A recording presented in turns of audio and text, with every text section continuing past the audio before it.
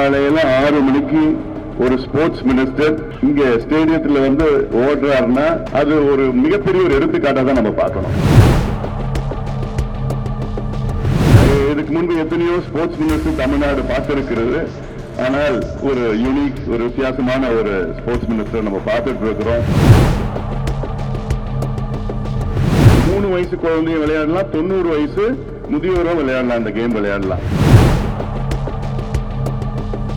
2 வாரத்துக்கு முன்பு பார்த்தோம், நம்ம முதலமைச்சர் மாண்புமிகு திரு விஜய் அவர்கள் ஒரு மாரத்தான் ஓடிட்டு இருந்தார். அந்த காலத்துல யாரோ பார்த்தோம், ஏதோ வருவாங்க போனாங்க விளையாட்டுன்னு பண்ணுவாங்க. அமைச்சரை கூட்டு வந்தா ஒரு கோரிக்கை இல்லாம நாங்க அமைச்சரை விட மாட்டோம். நான் எங்களுடைய கோரிக்கை, தமிழ்நாடு பேட்மிண்டன் அசோசியேஷன்ல எங்களுக்கு ஒரு அகாடமி வேணும். விளையாட்டுத்துறைக்கு அலுவலகமே இங்கதான் இருக்குது, நேரு அரங்கத்துலதான் இங்கதான் இருக்குன்னு. ஏன்னா இதெல்லாம் வந்து ஒரு வித்தியாசமான ஒரு அணுகுமுறை, வித்தியாசமான ஒரு மாற்றம். இதை முழுமையும் நாம் எல்லோரும் வரவேற்க வேண்டும். காரணம், காலையில 6 மணிக்கு ஒரு ஸ்போர்ட்ஸ் மினிஸ்டர் இங்க ஸ்டேடியத்துல வந்து ஓடுறாருன்னா அது ஒரு மிகப்பெரிய ஒரு எடுத்துக்காட்டா தான் நம்ம பார்க்கணும். It's completely different initiative. இதுக்கு முன்பு எத்தனையோ ஸ்போர்ட்ஸ் மினிஸ்டர் தமிழ்நாடு பார்த்திருக்கிறது. ஆனால் ஒரு யூனிக், ஒரு வித்தியாசமான ஒரு ஸ்போர்ட்ஸ் மினிஸ்டர் நம்ம பார்த்துட்டு இருக்கிறோம். All the very best and keep going. ஏன்னா ஸ்போர்ட்ஸுக்கும் எனக்கும் ரொம்ப ரொம்ப சம்பந்தம். It's very very close to me, close to my heart. I been a sports person all my life. சின்ன வயசுல இருந்து I've been an athlete. I've been in the football team, cricket இல்ல, football, hockey, basketball, volleyball, athletics, aquatics, and state level we've been to all the tournaments. We have been lots of winners. And the badminton, of course, 25 years, it's been some of my passion to promote badminton in every way. இன்னைக்கு தமிழ்நாட்டில் badminton மிகப்பெரிய அளவில் வளர்ச்சி அடைந்திருக்கிறது. இந்தியாவில் fastest growing game after cricket is badminton, fastest growing game. ஏன்னா இதுல 3 வயசு குழந்தையும் விளையாடலாம், 90 வயசு முதியோரும் விளையாடலாம், அந்த கேம் விளையாடலாம். அண்ட் எங்க விளையாடலாம், நிறைய ஃபெசிலிட்டிஸ் இருக்கு. அண்ட் நிறைய பேர் இப்போ, ஏன்னா இப்போ health is more important than every thing else. Like healthy living and healthy life style. ஒரு 2 வாரத்துக்கு முன்பு பார்த்தோம், நம்ம முதலமைச்சர் மாண்புமிகு திரு விஜய் அவர்கள் ஒரு மாரத்தான் ஓடிட்டு இருந்தார். So these are all you have to set an example to live a healthy life style. ஏன்னா இப்போ 18, 19 வயசுலலாம் உடல் பருமன் காரணத்துக்காக நிறைய ஹெல்த் இஷ்யூஸ்லாம் வருது, ஹார்ட் அட்டாக்லாம் நாங்கள் பார்த்துருக்கோம். as a doctor I can see that 18-year-old just like that ஒரு work அவுட்ல they just collapse, heart attack. 18-year-old, இதெல்லாம் unheard of. So we have to have a healthy lifestyle, healthy society. ஏன்னா இளைஞர்கள் எல்லாம் நாளைக்கு ஒரு காலத்தில் இன்னைக்கு நீங்க விளையாட்டு நல்லா பண்ணீங்கன்னா both mind and body will be good. And plus நம்முடைய விளையாட்டுத்துறை அமைச்சர் அவர்கள் தொடர்ந்து சொல்வது, இப்ப இருக்கிற அந்த போதைப் பொருட்கள், இந்த தீய பழக்கங்கள், இதுல விளையாட்டுல நீங்க முக்கியத்துவம் கொடுத்தீங்கன்னா அதுல யாரும் போக மாட்டாங்க. ஸோ அந்த வகையில இந்த விளையாட்டுக்கு இன்னும் முக்கியத்துவம் கொடுக்கணும். கடந்த காலத்துல யாரோ பார்த்தோம், ஏதோ வருவாங்க போனாங்க விளையாட்டுன்னு பண்ணுவாங்க. ஆனா உணர்வுபூர்வமா விளையாட்டு துறைக்கு ஒரு மாற்றத்தை கொண்டு வந்து all across, it's not only about just badminton, it's not only about cricket. ஏன்னா இந்தியாவில் கிரிக்கெட் தான், கிரிக்கெட் தவிர எதுவுமே கிடையாதுன்னு நம்ம கண்ணோட்டத்தில் வச்சிருக்கிறோம். But there are so many games where we have shine, we have lots of good athletes who are doing wonderful well. In fact, coming back to badminton, நான் தமிழ்நாடு இறகு பந்து கழகம் தலைவராக ஆன பிறகு முதல் முறையாக 100 வீரர்கள் வீராங்கனைகள், தமிழ்நாட்டை சார்ந்த 100 வீரர்கள் வீராங்கனைகள் இந்த 5 ஆண்டுகளில் இன்டர்நேஷனல் மெடல்ஸ் வாங்கியிருக்கிறாங்க. இது first time ever happening in Tamil Nadu. National லெவலில் கூட போக முடியாது. இப்ப நேஷனல் லெவல்ல நம்ம பசங்க தான் எல்லா மெடலும் அடிச்சிட்டு இருக்கிறாங்க.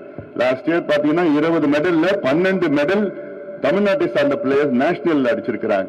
ரித்விக்ல இருந்து நம்ம ரூபன், ஹரி ரீசென்ட்லா வந்து தாமஸ் கப்ல வந்து very very prestigious cup. Wimbledon டென்னிஸ்ல எப்படி விம்பிள்டனோ பேட்மிண்டன்ல தாமஸ் கப். இந்த தாமஸ் கப்ல இந்த 76 ஆண்டுகள்ல 2 முறை தான் மெடல் வாங்கியிருக்கிறோம். அதுல ஹரி வந்து தமிழ்நாட்டில் இந்த வருஷம் பிரான்ஸ் மெடல் வாங்கியிருக்கிறாப்ல. இதெல்லாம் something which is can never you would even imagine. அதெல்லாம் ஏன்னா நம்ம பேட்மிண்டன்ல அந்த அளவுக்கு we are promoting badminton in a very very big way. Transparent system. நான் பிரசிடென்ட்டா வந்தவுடன் ஃபர்ஸ்ட் டோர்னமெண்ட் சாஃப்ட்வேர் ஒன்று கொண்டு வந்தேன். பிரசிடென்ட்டா வந்தேன். அந்த டோர்னமெண்ட் சாஃப்ட்வேர் என்னன்னா டிரான்ஸ்பரண்ட் சிஸ்டம். யார் என்ன பாயிண்ட்ஸ் என்ன ரேங்கிங் அது எல்லாமே சாஃப்ட்வேர்ல ஆன்லைன்ல இருக்கும். நான் வரதுக்கு முன்பு கோச்சுக்கு வேண்டிய 2 பேர் உள்ள விடுவாங்க, பிரசிடென்ட்டுக்கு வேண்டிய 2 பேர் உள்ள விடுவாங்க, அவங்களுக்கு வேண்டிய 2 பேர் உள்ள விடுவாங்க. அதெல்லாம் அப்போ அந்த டேலண்ட் இருக்காது. ஸோ இது ஃபர்ஸ்ட் கிளீன் அப் சிஸ்டம் இது. அதனால இப்போ we could get so many first fantastic players. Shankar Muthuswamy. Last year Shankar Muthuswamy was the world junior number 1. World junior number 1. So we are all producing wonderful players. அதனால எங்களுக்கு அமைச்சரை கூட்டு வந்தா ஒரு கோரிக்கை இல்லாம நாங்க அமைச்சரை விட மாட்டோம். நான் எங்களுடைய கோரிக்கை தமிழ்நாடு பேட்மிண்டன் அசோசியேஷன்ல எங்களுக்கு ஒரு அகாடமி வேணும். இப்போ ஹைதராபாத்ல வந்து கோபிச்சந்த் அகாடமி இருக்கு, பெங்களூர்ல வந்து நம்மளுடைய பிரகாஷ் பதுகோன் அகாடமி இருக்கு, அசாம்ல வந்து ஹிமந்த பிஸ்வ சர்மா அவர் தான் பிரசிடென்ட், ஒரு அசாம் சீஃப் மினிஸ்டர். அங்க வந்து ஒரு மிகப்பெரிய ஒரு அகாடமி புதுசா பண்ணிருக்கிறாங்க. நிறைய பிளேயர்ஸ் அங்க போறாங்க இருக்கிறாங்க. அந்த லெவல்ல எங்களுக்கு சென்னையில ஒரு அகாடமி எங்களுக்கு வேணும். சென்னை பக்கத்துல எங்களுக்கு ஒரு 5 ஏக்கர் 10 ஏக்கர் எங்க ஒதுக்கீடு செஞ்சு அது லீஸ் கொடுத்து எங்களுக்கு இது மாதிரி. ஏன்னா இந்த ஆக்சுவலி இந்த ஸ்டேடியம்லாம் இட்ஸ் மல்டி பர்பஸ். இது ஒன்னுத்துக்கும் வெளிநாட்டுல போனோம்னா எனக்குலாம் பொறாமையா இருக்கும், சில சமயம் கோபமா இருக்கும். என்னடா அது சாதாரண நாடு, அதுல பார்த்தா தனி பேட்மிண்டன் அவ்வளவு பெரிய ஃபெசிலிட்டி, டென்னிஸ்க்கு பெரிய ஃபெசிலிட்டி, அத்லெட்டிக்ஸ் ஒன்று, அக்வாட்டிக்ஸ் ஒன்று, தனியா இருக்கும். நம்ம வீட்டுல இல்ல, ஒன்னொன்னுக்கு அவ்வளோ கோபமா இருக்கும். அந்த அதுக்கெல்லாம் நிச்சயமாக we have a very dynamic sports minister. நிச்சயமா இதெல்லாம் அவர் எடுத்து பண்ணுவாரு. நாளைக்கு வந்து ஃபண்ட்ஸ் எல்லாம் இல்ல அர்ஜுன், ஃபண்ட்ஸ் எல்லாம் இல்லைன்னு சொல்லக்கூடாது. ஃபண்ட்ஸ் எப்படியாவது கொண்டு வந்துடணும். ஏன்னா அவர் மேக்நாத் ரெட்டி வந்து அவரு ஒரு அத்லீட் தான். ஏன்னா அவருக்கு ஃபண்ட்ஸ் இருந்ததுன்னா என்ன பண்ணிடுவார். இதுக்கு முன்னாடி அவருக்கு ஃபண்ட்ஸ் கிடைக்கல, அதான் பிரச்சனை. And we have all Indian Olympic Association. ஒரு மினிஸ்டர் வந்து அவர் secretary, IOC secretary, national basketball federation உடைய பிரசிடென்ட். அவர் நேஷனல் இந்தியா பாஸ்கெட்பால் ஃபெடரேஷனுடைய பிரசிடென்ட். ஸோ அவர் அந்த NBA இருக்கு யூஎஸ்ல, அந்த NBA பிளேயர்ஸ் எல்லாம் இங்க கொண்டு வந்து அதுல வந்து அந்த அளவுக்கு ஒரு காம்படிஷன் லெவல் நிறைய பண்ணிட்டு இருந்தாரு. இது மினிஸ்டர் ஆகிறதுக்கு முன்னாடி.